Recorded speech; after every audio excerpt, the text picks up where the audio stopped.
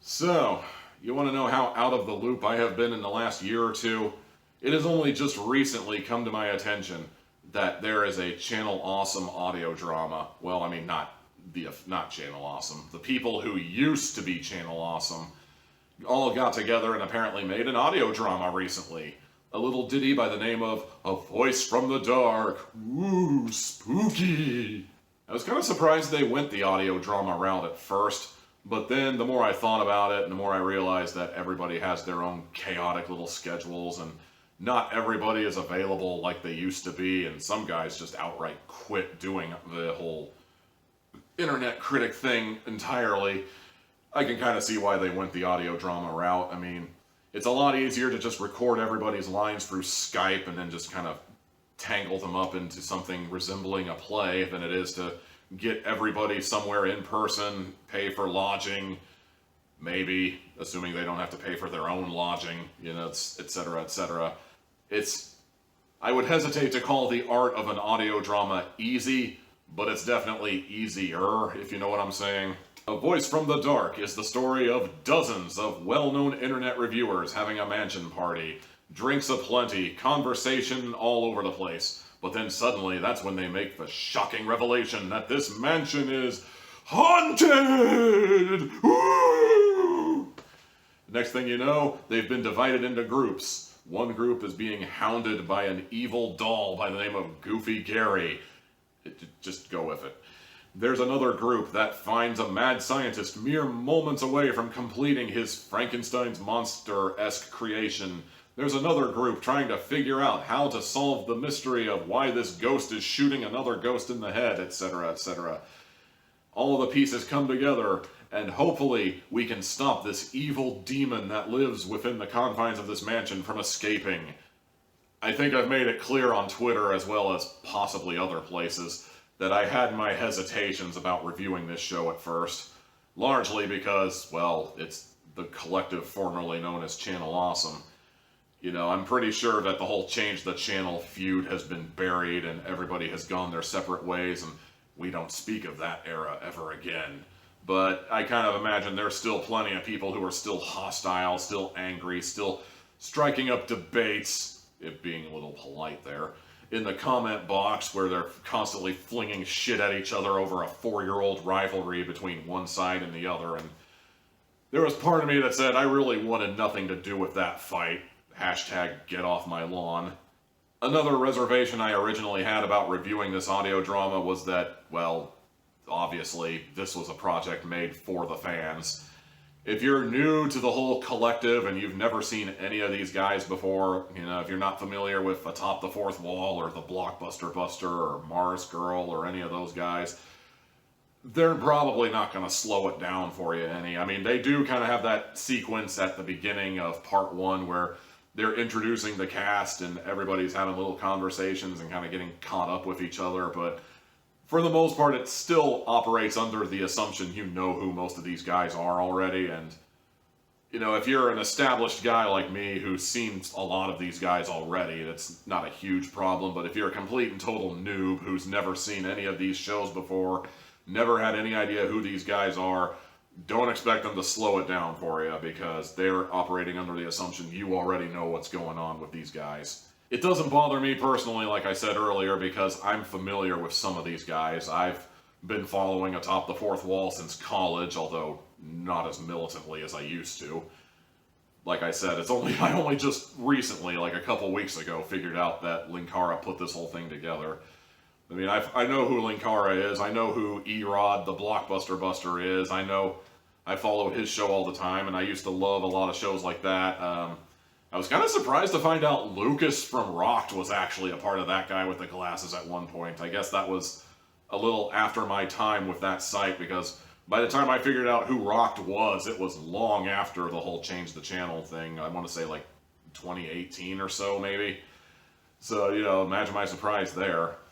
There are also some new personalities that I'd never heard of before, and they're clearly after my time with that collective, like Bargain Boy and Kelowna was another one, I believe, and Some Jerk with a Camera, I think, was another one that I'm not especially familiar with. And of course, there are the people that were there since I was following, but honestly didn't pay a whole lot of attention to because they weren't my favorite guys, you know. For example, there are people like Mars Girl, who I'm familiar with mostly by name. I have no idea what she reviews or what she did for Channel Awesome, but I know she was there. There are people like Maven, who I understand does vampire reviews. Does that mean she walks up to vampires and criticizes their attire? And then, of course, there's my favorite that I've just recently discovered, Diamanda Hagen, who I swear to God is what you get if the supreme leader of Turkmenistan took up Norwegian black metal. I guess what I'm trying to say in the long run is I personally didn't have any problems figuring out who was who, and I remembered the familiar faces, and the new people didn't exactly stick out like sore thumbs because I kind of assumed, you know, they're critics like everybody else, but whatever, let's move on. The first thing you'll notice right out the gate is clearly not everybody is using the same quality of microphone, and that's a detail that I personally look past because I am a connoisseur of audio dramas, and there are some that are put together by people with the best of intentions and the worst of equipment, if you know what I'm saying. These are people who have a great idea and their show is really, really great, but if you want to nitpick, it's very obvious that they're sitting in different rooms recording their lines, or maybe they're off on the other side of the country recording their lines through Skype or Discord or whatever we're using nowadays. And I generally look past that, but for some people, that probably bothers some people. On one hand, the audio drama is exclusive to YouTube, and that makes perfect sense if you really think about it hard enough. But on the other hand, a guy like me who gets 100% of his podcasts and audio dramas through Stitcher nowadays, there's a bit of a curve in terms of like compatibility with how you usually do stuff. With YouTube, if you switch the screen off on your phone, YouTube stops playing.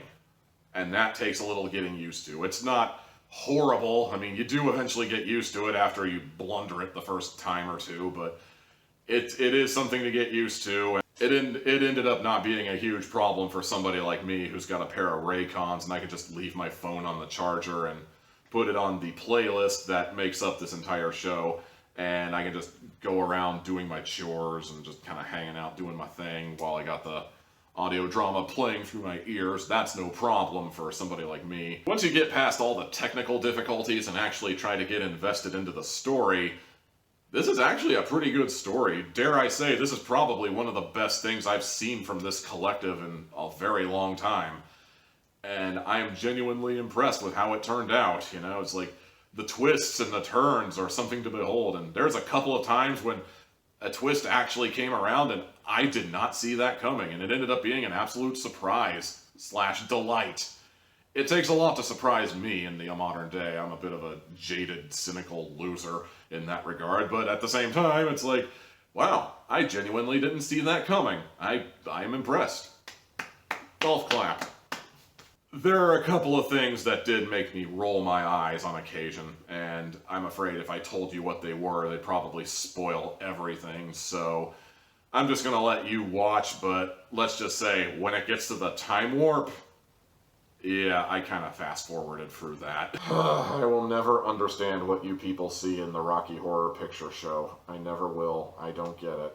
All in all, considering most of these guys don't really do a whole lot of audio engineering, and, you know, the format of audio drama is not something that these guys take part in, as far as I know anyway, this was a really good effort, you know? This was actually really well put together. It was well engineered, and minor technical difficulties notwithstanding, you know, this was actually pretty good, and I'd genuinely like to see what else they come up with if they decide to do another one of these, but if they never do this again, then I understand. It makes perfect sense, and I am content with what I've got.